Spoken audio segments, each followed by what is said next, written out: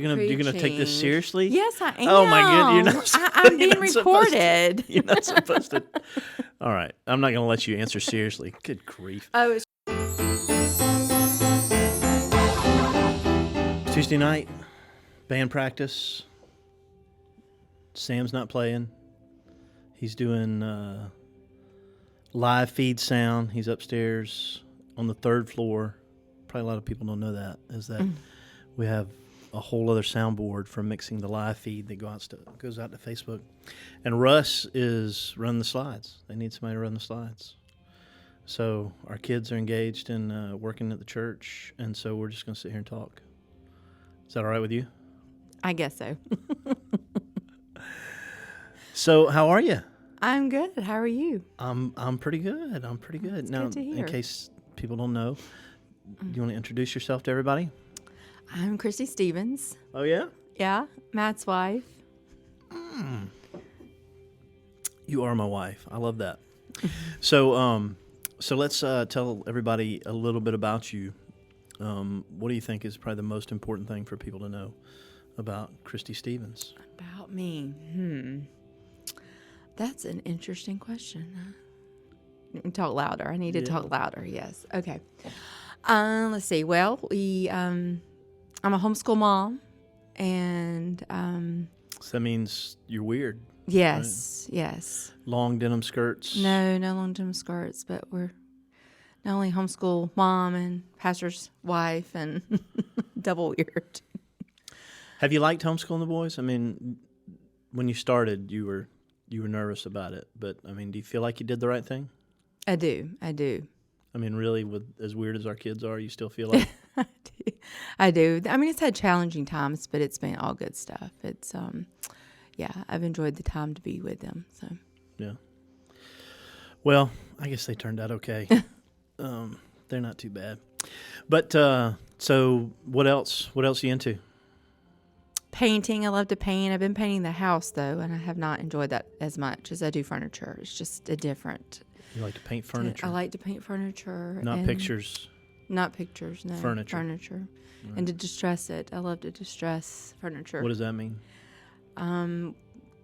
Well, I like older pieces of furniture, and then when you distress it, you sand it, and the lines and the different artwork on it comes out, and I don't know. So you take old piece of furniture, paint it so it looks new, and then you sand it to make it look old. Yes. I get it.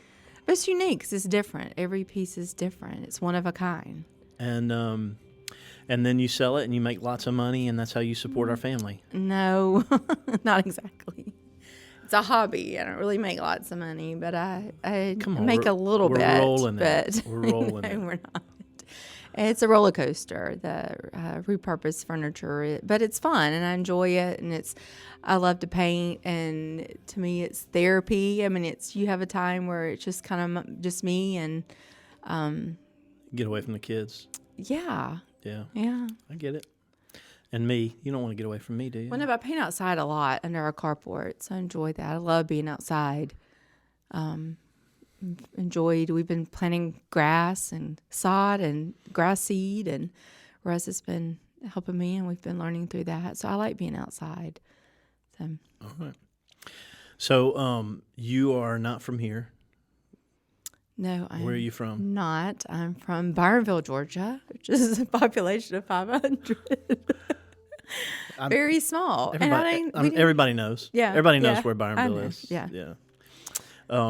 So you grew up in the country then? I did. Yeah. So kind of a country girl? Mm-hmm. All right. So tell me about country living for you.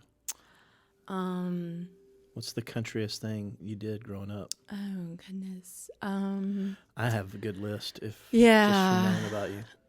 We used to, I had friends, and we would go, I can't remember now what we called, looking for possums at night, shining possums.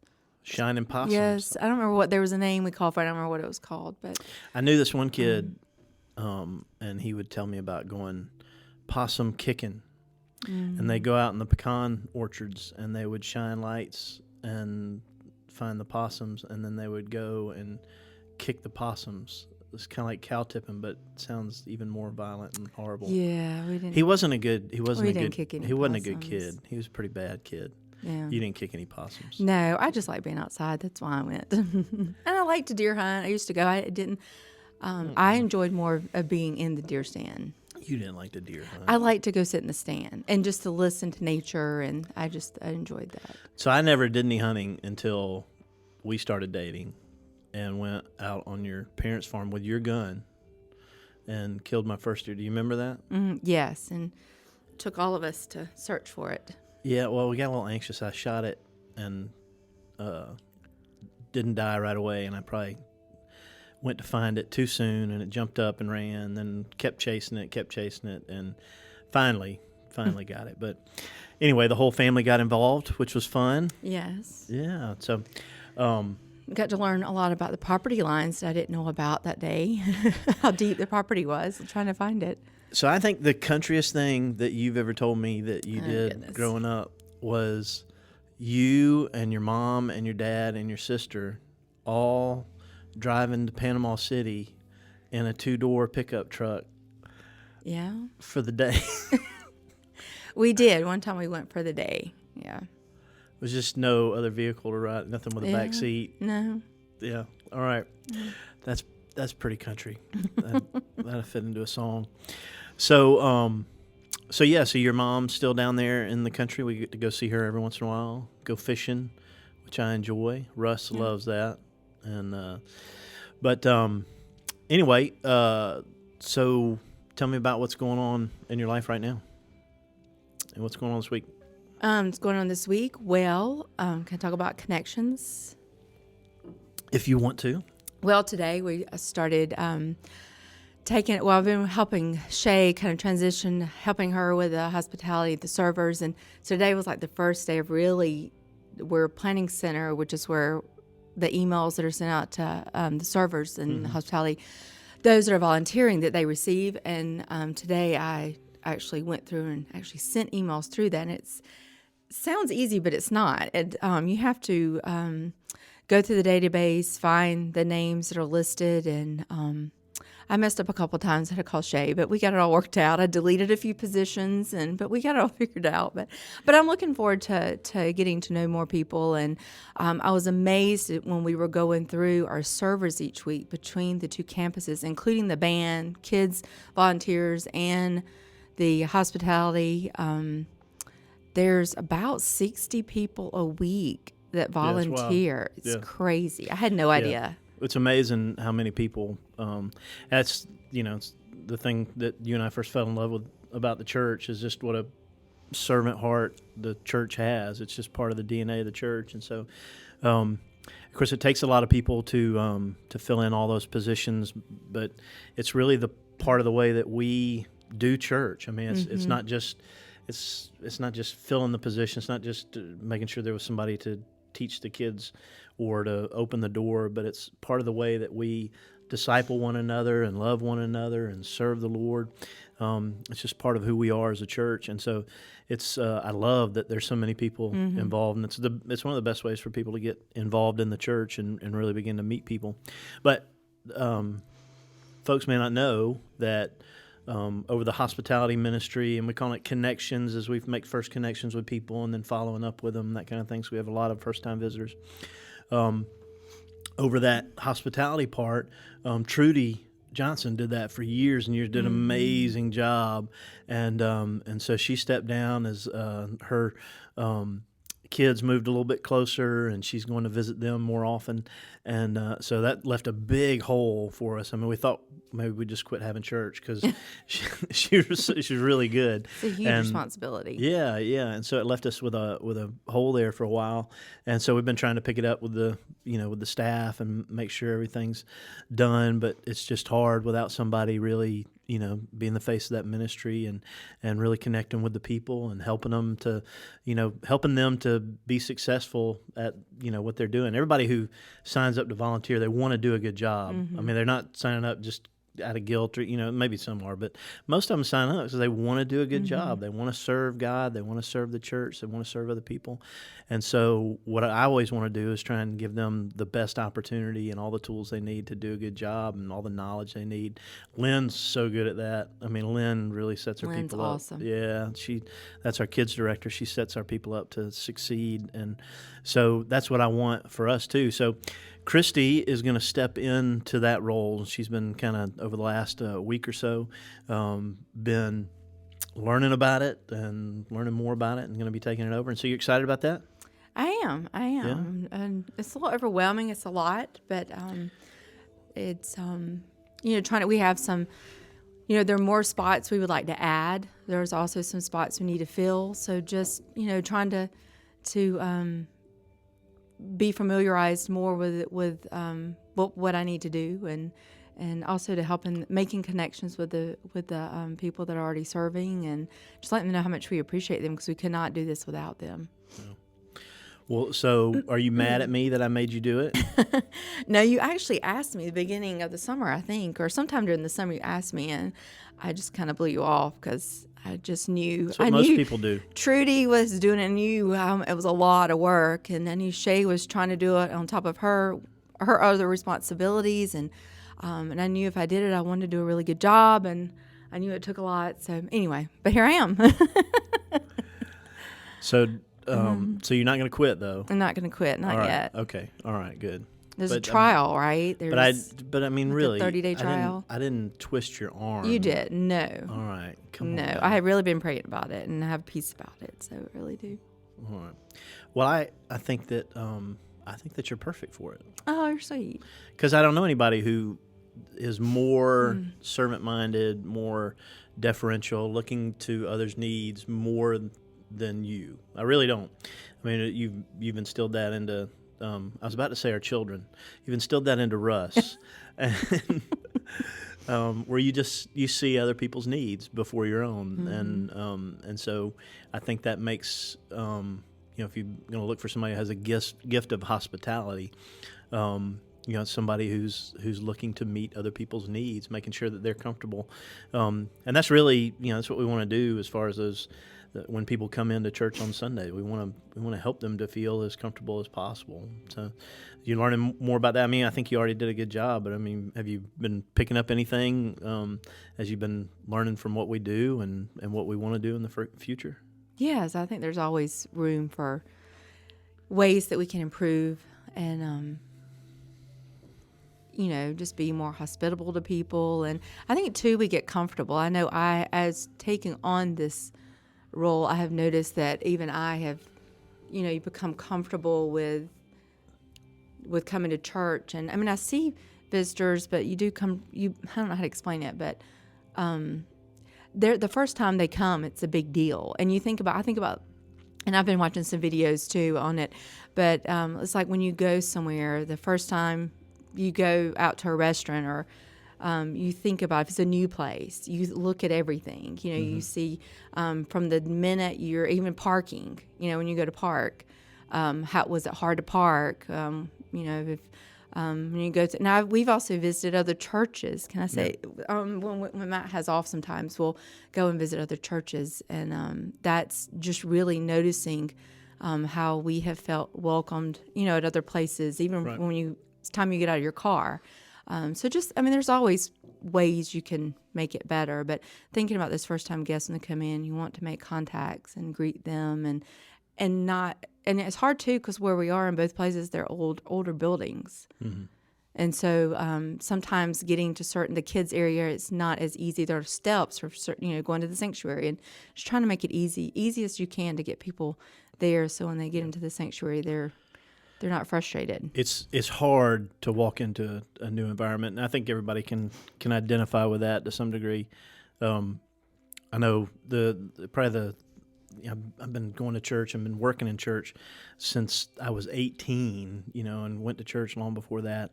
And so, like, going to visit another church is not that big a deal for me. I'm not worried about if people like me or if I'm going to fit in, or if I'm, and really I'm maybe going for a different reason than somebody who's going for the first time, hadn't been in a long time. A lot of folks who are are coming, they're not coming like we are to go and see how other people do church. They're coming because they have this need in their life. Something's going on. A lot of times it's something very difficult, or they've got this this drawing from the Lord. They know they need something. They feel like it's probably God. They know it's something bigger than themselves. They know God's supposed to be at church, and so they're coming in feeling like they need help, like they need something. And so there's a lot of insecurity in that. So they're, number one, they're in a new place. They may or may not know anybody. And then they're also feeling like I'm coming here because I'm in need. And so there's an insecurity around that. And maybe other people are judging them, because of that. The most, the experience I had that was most like, or I could relate to that, was long time ago when I used to actually care about trying to lose weight. I gave up on that a long time ago, but I went to Weight Watchers meeting. Did you ever go to a Weight Watchers meeting? Yes. You haven't. You've never needed to go Yes, to a I Weight have Watchers meeting. No, you didn't. Come on now. But going in there and feeling like, all right, I'm going here because I'm super duper fat and I'm terrible. How did I let myself get to this place?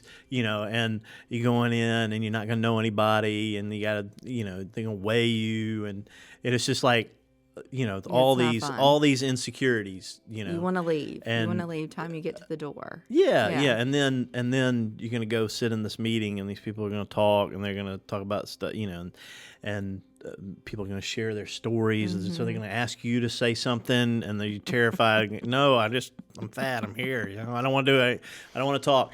And so that's when I think about somebody, coming to church for the first time and having that kind of fear or insecurity, and really the needs that they have and the struggles that they have are far worse than being overweight.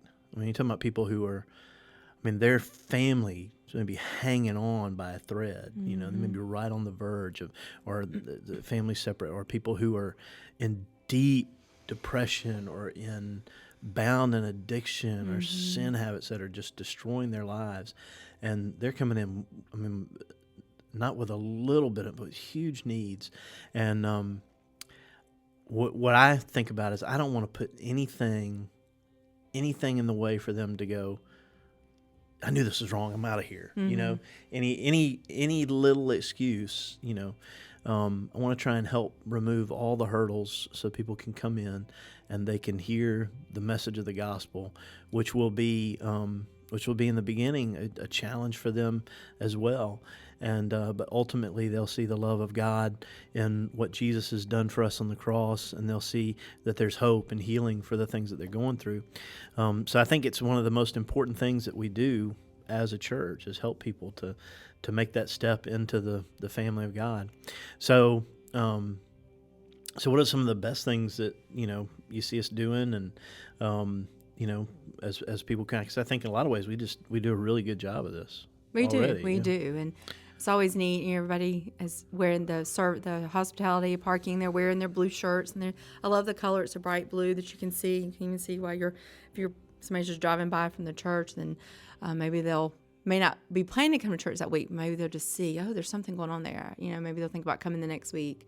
I think we're great at greeting families. Definitely need more people. I think I see that more in the parking lot, and helping people park, and but I think we do a really good job. We do, but there are things we can make it even better, and I think that's what you're always wanting to do to make it easier and easier for them when they come in the door to feel welcomed and want to come back. You want them to come back. When they leave, you want them to already say, I'm coming back next week. Yeah.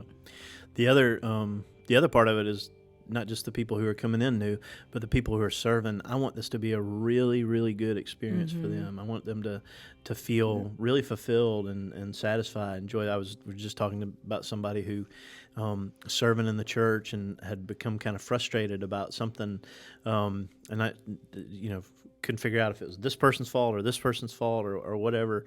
And I don't really think it was anybody's fault. It's just this person had just become a little frustrated because things were different, or they didn't understand, or the communication wasn't quite right. I'm still not exactly sure, but that wasn't the most important thing. The most important thing to me is I'm just sad this person who, is doing something that I think they love and want to do, that they're not enjoying it. I want them to enjoy this thing that they wanted to do. They signed on because they wanted to do this thing.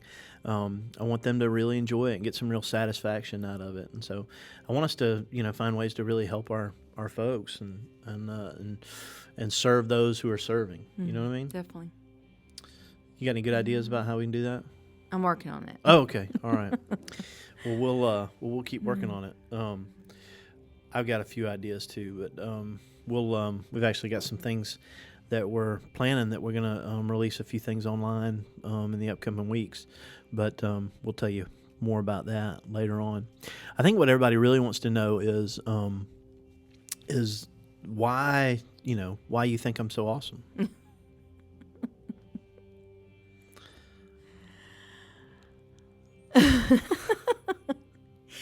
Caught me off guard. I don't know why you catch me off guard. We've been married how long? I don't know. A long time. A long time. It's 20-something years, isn't it? Yeah. Why do you love me so much? Why am I so great? You're an encourager. And I think you bring out the best of me. I do. What? I do. I promise. All right. Not I'm good looking. Oh, you're that too. Golly. Very nice looking. Come on. You got to help me out. I just, bore my soul about this whole Weight Watchers thing. You got to feed my ego a little bit. That was a good, I hadn't thought about Weight Watchers. That was a good example. That's what I do. Yeah. It's my job. So, it was better than the restaurant that I used, that example. But listen, Weight Watchers is a you're good fine. one. You're good. You're all right. I'm working on it. Yeah, you're okay. Mm. I don't want to tell people I went to Weight Watchers. It's a story I love to share.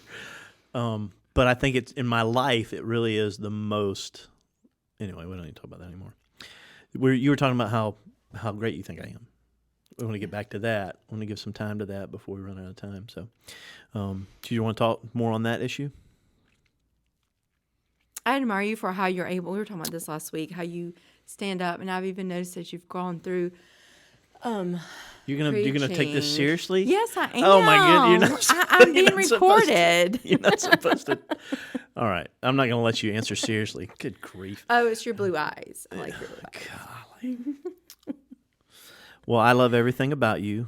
You are my favorite person. There's nobody I'd rather spend time with. That's true. It really is true.